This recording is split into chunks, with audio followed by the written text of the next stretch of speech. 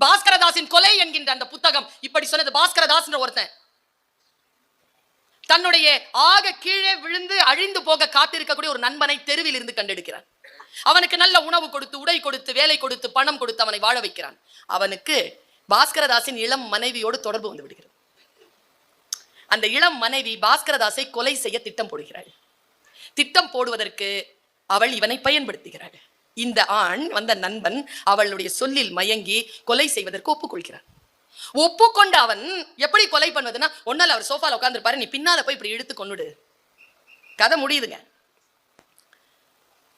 இந்த பக்கம் போட்டுருவான். போட்டுட்டு இழுத்து அவன் அந்த ஸ்ட்ரகிள் பண்ணும் பொழுது அவன் திரும்பி பார்த்துருவாங்க இவனை. அவன் இறந்துருவான்.